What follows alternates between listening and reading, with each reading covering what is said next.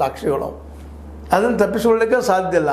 ಅದಕ್ಕಾಗಿ ಅದು ಬೇಡಪ್ಪ ನಮಗೆ ಸಾಬ್ರಿಗೆ, ಈ ಕಣ್ಗಾವಲುಗಳು ಬೇಡ ನಮಗೆ, ನಾವು ಸುರಕ್ಷಿತ ಇದ್ದೀವಿ. ಆ್ಯಕ್ಚುಲಿ ಸುರಕ್ಷಿತವಾಗಿರೋ ಸಲುವಾಗಿಯೇ ಇವೆಲ್ಲ ಅಲ್ಲಿ ಹಾಕುವಂಥವು CCTV ಆಯಿತು, ಮತ್ತೇನೋ ಅದು ಫುಟೇಜ್. ಆದರೆ ಇವತ್ತು ಎಲ್ಲ CCTVಗಳಾಗಲಿ ಮತ್ತೇನೋ ಆಗಲಿ ನಮ್ಮ ಸಚಿವರಿಗೆ ಬೇಡ. ಹೀಗಾಗಿ ಹನಿ ಟ್ರ್ಯಾಪ್ದಂಥ ಒಂದು ಗಂಭೀರವಾದ ಆರೋಪದ ಒಂದು ಏನಪ್ಪ ಪ್ರಕರಣ ಮುಗಿದು ಹೋಗ್ಬಿಟ್ಟದು. ಇವತ್ತೇನು ಏನೋ ಮಾಡ್ತಾ ಇದ್ದಾರಪ್ಪ, ಪ್ರಯತ್ನ ಮಾಡ್ತಾ ಇದ್ದಾರೆ, ನಾವು ಮಾಡ್ತಿದ್ದು ಬಂದಿದ್ದ ಕರೆ ಇತ್ತು ಸುಳ್ಳಿತ್ತು, ಆದರೆ ಪ್ರೂಫ್ ಬೇಕಲ್ಲ. ಹೇಗೆ ಅದು ಬಿದ್ದು ಹೋಗ್ಬಿಡುತ್ತೆ. ಇದಕ್ಕೆ ಕಾರಣ ಅಂದ್ರೆ ಸ್ವತಃ ಸಚಿವರೇ ವಿನ ಮತ್ತಾರೂ ಅಲ್ಲ ಅನ್ನೋದು ಈ ಕನ್ಕ್ಲೂಷನ್ಗೆ ಬರ್ತಾ ಇದೆ. ಈ ಕಣ್ಗಾವಲುಗಳು ಇಟ್ಕೊಳ್ಬೇಕು, ಪ್ರತಿಯೊಬ್ಬರು ನಿಮ್ಮ ರಕ್ಷಣೆಗಾಗಿ ಇಟ್ಕೋಬೇಕಂದ್ರೆ ಅವ್ರು ಬೇಡ ಅಂತ ಹೇಳ್ತಾರೆ. ಅಂದ್ರೆ ಅದಕ್ಕಿಂತ ಹೆಚ್ಚಿಂದೇನಪ್ಪ, ನಮ್ಮ ರಕ್ಷಣೆಗಿಂತ ಹೆಚ್ಚಿಂದೇನದು ಏನಿರ್ಬೋದು ಅಂತಂದ್ರೆ ಅವು ವ್ಯವಹಾರ ಅಂತ ಸಹಜವಾಗಿ ಯಾರಿಗಾದರೂ ಇಟ್ ಈಸ್ ಓಪನ್ ಸೀಕ್ರೆಟ್, ಹೇಳೋ ಅವಶ್ಯಕತೆ ಇಲ್ಲ. ಈ ದಿಶೆಯಲ್ಲಿ ಸಾಕಷ್ಟು ಚರ್ಚೆಗಳು ಆಗ್ತಾಯಿದ್ದಾವೆ.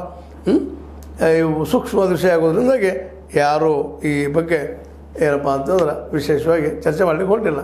ಮತ್ತು ಈ ಕಾರಣಕ್ಕೆ ನಮ್ಮ KN ರಾಜನ್ ಅವರು ಮಾಡಿದ ಬಲು ಗಂಭೀರವಾದ ಆರೋಪ ಒಂದು ರೀತಿ ವೀಕ್ ಆಗಿ ಹೋಗಿಬಿಟ್ಟಿತ್ತು ಅಂತ ಅನ್ನೋದು ಈಗಾಗಲೇ ಸ್ಪಷ್ಟ ಆಗ್ತಾಯಿದೆ.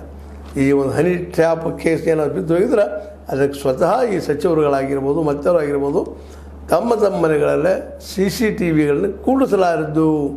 ಯಾರು ಬಂದರು, ಯಾರು ಹೋದರು, ಯಾರ ಜೊತೆ ಮಾತುಕತೆ ಆಯಿತು ಎಲ್ಲನೂ ಇವತ್ತು ಯಾವ ರೀತಿ ಇದ್ದಾವಪ್ಪ ಅಂತಂದ್ರೆ ಅವು ನಮ್ಮ CCTVಗಳು ನೀವು ದೂರದಲ್ಲಿ ಮಾತಾಡಿ ಸಹಿತ ಮಾತಿನ ಧ್ವನಿಯನ್ನು ಸಹಿತ ಅವು ಏನಪ್ಪ ರೆಕಾರ್ಡ್ ಮಾಡುವಷ್ಟು ಮಟ್ಟಿಗೆ ಶಾರ್ಪ್ ಮತ್ತು ಅಷ್ಟ ತೇಜಸ್ಸುಳ್ಳವಾಗಿದ್ದಾವೆ, ಕ್ಲಿಯರ್ ಕಟ್ ಪಿಕ್ಚರ್ ಕೊಡುವಂಥವು ಇದ್ದಾವೆ.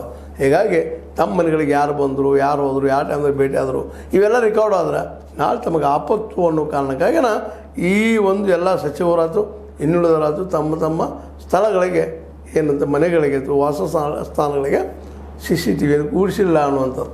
ಸುಮ್ಮನೆ ಒಂದು ಔಪಚಾರಿಕವಾಗಿ ಅಲ್ಲೊಂದು ಕೂಡಿಸಿರ್ಬೋದು ಅನ್ನೋಂಥ ಮಾತು ಕೇಳಿ ಬರ್ತಾ ಇದ್ದಾವೆ. ಹೀಗಾಗಿ ಏನಪ್ಪ ಅಂತಂದರೆ ಇಲ್ಲ ಈ ಸಚಿವರಾದ H. ಮಾದೇವಪ್ಪನವರಾಗಿರ್ಬೋದು, ಈಶ್ವರ ಖಂಡ್ರೆ ಅವರಾಗಿರ್ಬೋದು, KH.